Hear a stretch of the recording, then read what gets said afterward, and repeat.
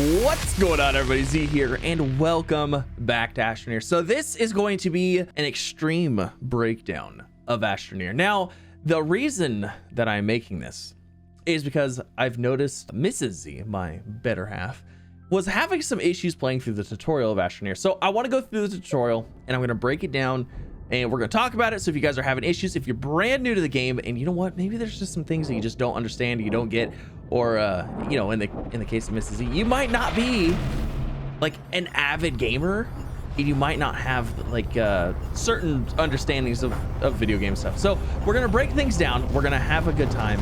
That's what this is meant to do. It's meant to have a good time. You're supposed to enjoy your time playing Astroneer, and that's what I hope that I can do for you. So if you guys enjoy the video, please don't forget to leave a like, and if you haven't already, maybe consider subscribing as well. And let me know, leave a comment down below. Does this actually help you? Are you new to the game? Super curious. At the time of recording, we are actually celebrating the 1 year anniversary of 1.0, so it's pretty exciting. All right, so first thing is you have some camera controls, and this is going to be different if you're on Xbox, if you're on PlayStation, if you're on PC, but it's going to tell you right here. It's going to say what it is. So in this case, it's saying to hold the right mouse button. Now, it might be hard to see, but the right mouse button is like darkened out. So you click and hold and move your mouse around. That's going to give you your camera angle. It's going to be super smooth, super amazing. It's going to look super good. Oh, it looks so good, doesn't it? Oh, we love it. Alrighty. And then you're going to exit your crashed dropship by pressing whatever key that it tells you. This is going to get you out of it. So there are a few things that you're going to have to keep in mind when it comes to playing Astroneer. There's a couple little basic things, you know, like I said, this is going to be an extreme breakdown. If you guys already know this stuff, thank you so much for coming out. Have a wonderful day. Have a wonderful day. But maybe you'll pick up something extra on the way. I don't know. We'll have to see. Basic controls. So you have your walk movements. So you have, you know, left, right, side to side, all that wonderful stuff. And now it wants me to head towards the wrecked rover. So you have all your movements, but you kind of have to incorporate your camera movement along with it. So for me, that's the right click of the mouse button. For you, that's going to probably be a joystick. So you can do both at the same time. That way you can kind of see what you're doing in the world that you're around. So we're going to go ahead. We're going to head this way. Now, when you head this way, make sure you head straight to that rover, because you do not want to suffocate. You're an astronaut on a crashed planet. And if you notice, the backpack you're currently wearing right now, this is not normally in the game. Once you actually start the game, this isn't going to happen. But the backpack we're currently wearing has a broken oxygen container. And the oxygen container right here is on your backpack. It's on the top part. It's over the top horizontal bar. That's where your oxygen is going to be. So you're going to see these blue lines. And essentially what that blue line means is that you are connected to something that can either supply you with oxygen or power, or both, oxygen and power. So if I go away from it, you'll see I'm suffocating. Then I connect back up, I'm good to go. So these blue lines, as soon as you're disconnected, you do not have any oxygen at this point in the game because your backpack is broken. Now, all of your controls and your like useful information is all actually stored on your backpack, and we'll get into that in a minute once we get a new backpack. But let's go ahead, let's grab this tether here. Now, it wants me to select the tether. So what is a tether? Well, a tether, as you can see, we're going to put it out here. What it's doing, you can kind of see that blue line right there. It's not like a full blue line. It's kind of like a dotted blue line. We're going to go ahead. We're going to place that guy down right here. Now, what that did was extend your line from the rover, because this rover currently has an oxygenator on it. So this is an in-game item. You can build it later on, but you always start off with one. This guy right here is what's actually providing you with the oxygen. Now, I don't think we can actually take this off, so I can't like demonstrate. If you take it off, it won't work. If you don't have one of these, it won't work. So essentially what these tethers do is it tethers to the closest oxygen source. Now, if I pick this guy up and move it too far away, it's not going to connect. That means there's nothing there. It's too far away.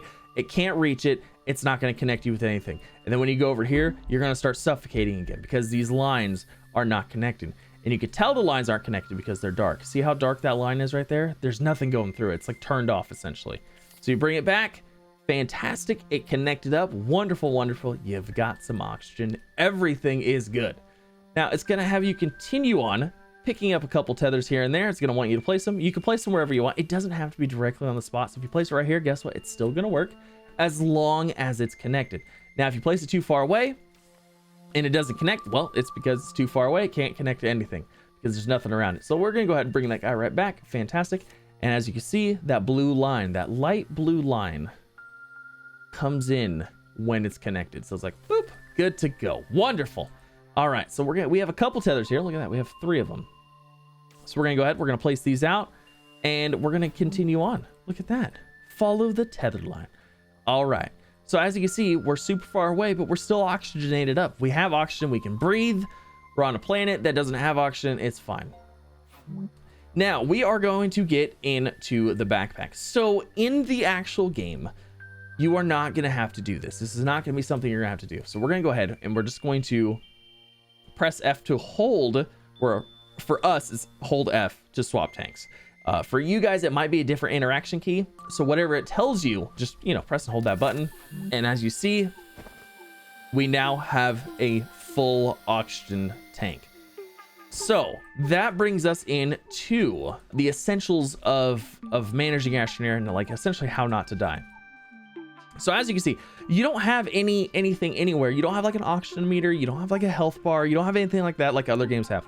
Everything is visually represented right here on your backpack. So let's go ahead. We're gonna access our backpack. There is a button to access your backpack. If you guys have any issues or you're trying to look for a certain key, I recommend just going to your settings and look for your options and then just try to figure out what key is doing what. So for me, I'm on PC and this tells me everything. Now it looks like a lot off at the beginning, but the more you play, the more you'll realize, okay, this is what this is, this is what this is. So not a huge thing, but just know that your visual representation is on your backpack. So this bar right here is your oxygen.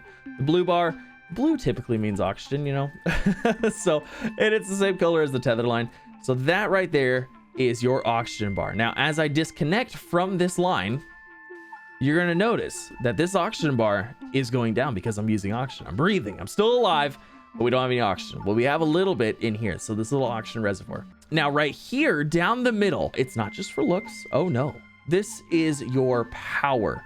So we'll get into the power in a little bit, but we want to, we've got to continue on. And actually, I want that little work light. I'm going to take this little work light right here. So you may have noticed on the backpack, you might see these backpacks. So typically, the only thing you're going to run into, you're going to start off with a good backpack, but you might find these broken backpacks laying around in the game. You can access them and you can click on the little item in it and you can go ahead and hover it over your backpack if you like. And ta-da, you can equip it wherever you want. Wonderful. Awesome. All right. So now those backpacks may have all sorts of different items in them and you'll kind of learn what the items are as you go along in the game. We're going to kind of go over some like super basic stuff in the tutorial, but it wants us to head that way. It panned the camera out, showed us over here, and you can kind of see through the trees. There's a little beacon. So we're just going to run straight over there because I have a feeling that there's probably some kind of oxygen over there. But look at the trees as you go along. Oh my gosh, it's so nice. It's so pretty. All right, let's get in here. And this is going to be another little, look at that, another oxygenator. That means we're connected, good to go. We have the tether line. Awesome, awesome. Now your terrain tool. So these, as recording this video, you will never see these like this ever. In a broken format ever. You will never see a terrain tool just laying on the ground. It won't happen. But for the sake of the tutorial, they want you to know that there is a terrain tool. So we're gonna go ahead. We're gonna equip the terrain tool by hitting whatever button it is, like so, and it's gonna give you this guy. Now on consoles and things like that, it's gonna be a little bit different. Obviously, like what controls you're using, but the function of the terrain tool. The terrain tool is your main tool for everything you're going to do. So it wants me to gather compound from deposits to print tethers. So these right here are your deposits. They're gonna be it's gonna be your resource type, I guess you could say. And we're gonna dig it up because we gotta mine it. We gotta dig it up. So I'm gonna go ahead and I'm gonna press and hold, and I'm gonna grab up all of this wonderful little goodness. And you're gonna notice right there, as soon as you grab a certain amount, it will go ahead and put a little tiny nugget right on your backpack. So you can see it while you're over here. You can see the little nuggets. You can access your backpack, whatever that key that might be. And these are the resources you've collected. So it wants me to print a stack of tethers. So this is kind of bringing me into the printing part. So you have a couple things, and sometimes this isn't apparent, and I believe Mrs. Z had an issue with this at one point. But basically what it's doing is it's highlighting this little area right here. It could be hard to see because it's, you know, I mean, it's a little tiny thing. But this green button means you can print that item. So we want tether bundles. It says tether bundle right here. That's what I want. So I'm going to hit that button. I'm going to print it, and we're going to get a tether bundle. So now we have this little bundle of tethers. Look at that. It's amazing, right? I know. Now you can go through and change what item you want to print, and every item has a different resource cost. So you can hover over it if you don't know what it is. Tether bundle, small canister, small generator, small printer. So you can basically see that clicking these buttons changes the item that you want. Now, if I wanted a small canister, I can hover my cursor key or whatever key it is over the item that I don't have, and it'll tell me what it is. It's resin produced by a soil centrifuge, if you have a soil centrifuge available on any planet, or in this case, you can just grab it out of the ground. Now, it wants me to place the tethers towards the green beacon. Super easy, not too hard. For Xbox and PlayStation, again, you might want to kind of see what your key is. We're gonna go over here.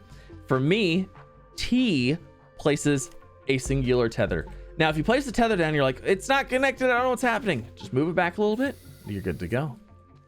And we're gonna do the same thing. I'm gonna run. I'm gonna press T. It's gonna place another tether down. Now, general rule of thumb is as you move away, and as soon as you disconnect, place the tether down, and you'll be good to go. So we're gonna run all the way over here. No tether.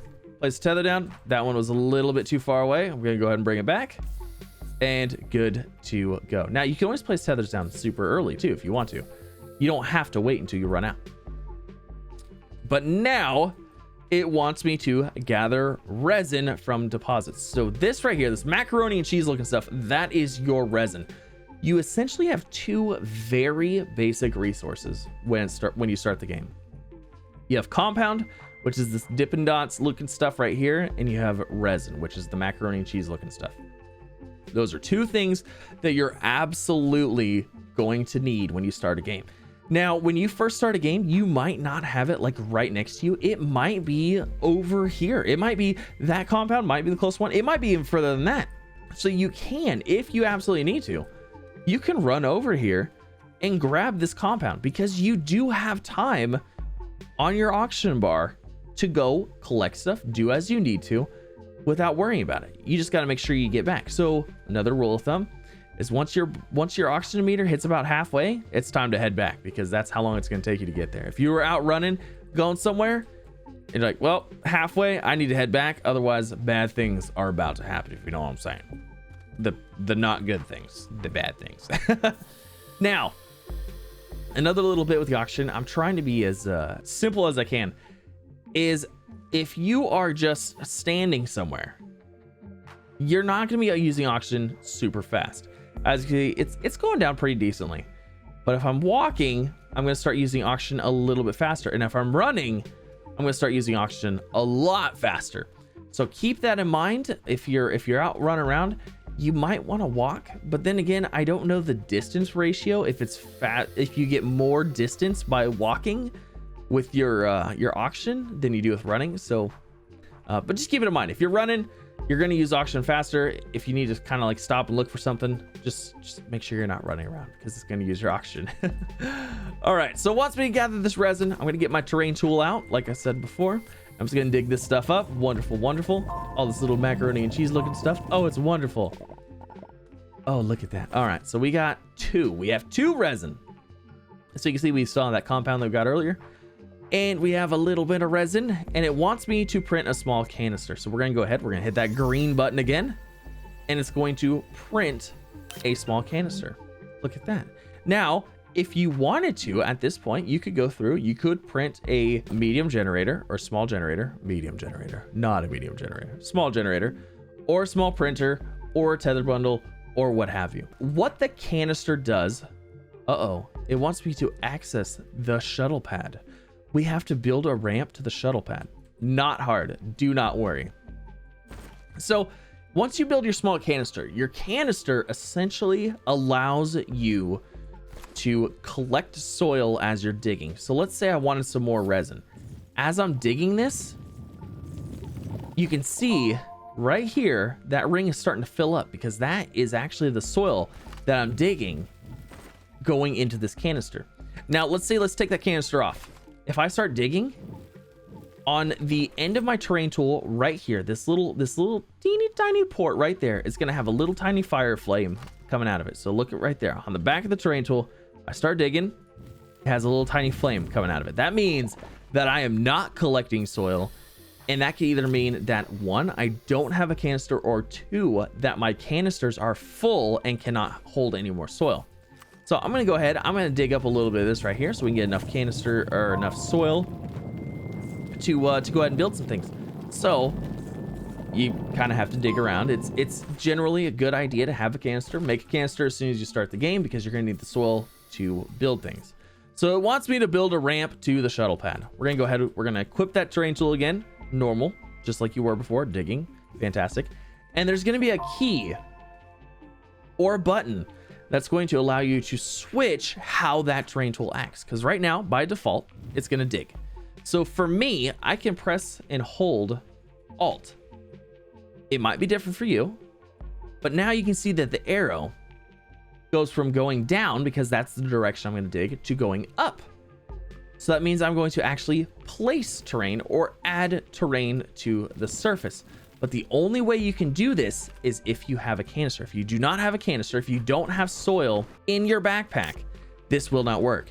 It will look like that. It'll give you a red X because it's like, nope, you can't do that. You do not have soil. So if you run into that, you either don't have soil or you ran out of it. So I'm going to go ahead and I'm going to build up here a little bit, just like that. Now, as you can see, it's telling me, oh, press and hold Control to engage flatten mode. What is flatten mode? So flatten mode is going to give you the ability to do, I'm going to show you this right here. It's going to switch it to these lines, and that means it's going to build on that plane. So if I select it, if I'm hovering over this and I hold that and press and hold, it's going to start digging up. It's going to start building up like that, and it's going to flatten based on where I'm pointing to. So let's go ahead, let's break that down a little bit, because I know that can be confusing. How this works, how the flatten works, you can see that the ground right here is made in different little triangles, different polygons, different little shapes. So your terrain tool, if I select right here and I have my flatten mode on and I start flattening, it's going to flatten to that one. It's going to try to flatten to the polygon that I started on, and I can go ahead and I can extend it out as far as I want. But it won't work if I click on, if I say I want this one right here, if I want that one, press the flatten button down and then wait until I'm over here to start, it's not going to work. It's going to go off of whatever one you start on. So that is handy for placing terrain, placing things like that, building ramps, because it's like, oh, I need to build a ramp somewhere. I can place up a little soil, and then I can go ahead and use my flatten tool, go through here, flatten it out, and whoop, I can build up, I can go down, I can go wherever I need to. If I need to go this way, I can go that way. You know what I mean? So that's what the flatten tool does. It just goes to whatever little triangle you're currently hovering over. Whatever is in the middle of it, it's going to select that and it's going to bring it out. So built the little ramp up here. That's wonderful. Let's go ahead. Let's hop on here. Yeah, look at that. We did it. Well, that was easy. Attempt to launch the shuttle. So now that we kind of got the terrain tool figured out a little bit, now these are just the absolute basics. The more you play, the more tricks you'll kind of learn as you go along, and the more things you can do. So this is now wanting me to attempt to launch the shuttle. Well, that was easy. So you're gonna have shuttles and you have rovers. You have different types of rovers, different types of shuttles, different little things that you can enter or sit in. So we're gonna go ahead, we're gonna enter this guy, and you can see it's gonna give you 3 options. So again, it's gonna be based on whatever you're playing on. I want to launch. It says attempt to launch the shuttle. So my launch key is Z or X. I'm gonna go ahead and press that. Not gonna work. I need a thruster, because I don't have any way to, there's nothing to launch. I don't have a thruster. This is a rocket with no fuel. It's terrible. So I'm gonna go ahead, I'm gonna exit. So whatever key you're exit is bound to. Just go ahead and give that guy a little tap-a-rooney, and you're good to go. Examine the solid fuel thruster entry in your catalog. There's a catalog, and these are the things that you can unlock as you go along.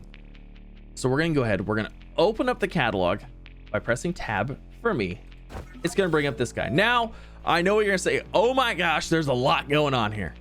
Don't worry, it's actually not that bad. It's pretty easy. It's pretty simple. So it says research catalog, select with cursor. It wants me to click on this right here. That's what's highlighting. But I want to go through and I want to talk about it before we do all that. So you have a couple of different things. Now, you have these 4 buttons right here. In the tutorial, they're not all going to work, but they're all 4 buttons. They will work once you're playing an actual game. And essentially what these do, it selects the different tier of item. A lot of people refer to them as like T1, tier 1, tier 2, tier 3, tier 4. So essentially what that means is tier 1, T1, or this first one right here, these are items that can be printed in your backpack.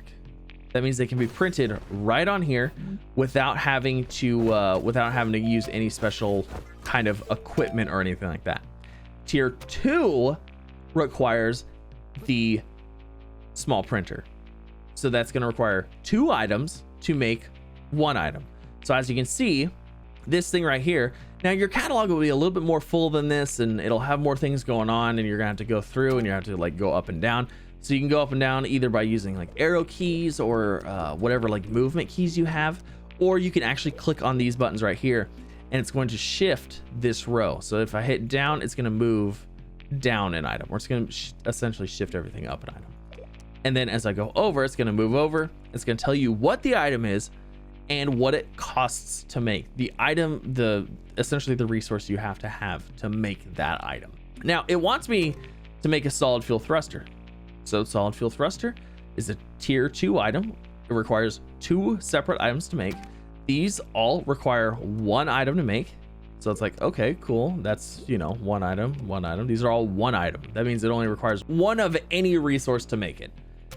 A tier 2 item could cost 2 items to make, or possibly more as you get into more complex recipes and things like that, and combining items and things like that, but we're not going to go into that. So this guy requires aluminum and ammonium, which means we're going to have to make a printer. We're going to have to do it. It's going to be a thing. So we're going to go ahead, we're going to head over here. Where does it want me to do? Where does it want me to go? Find research samples to earn bytes.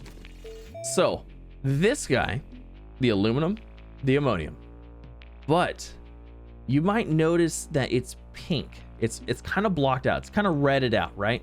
Typically that means that you can't do it. If it's blue like this and it says unlocked, that means it's unlocked and you don't have to worry about it. You can go ahead and start printing it now, no worries.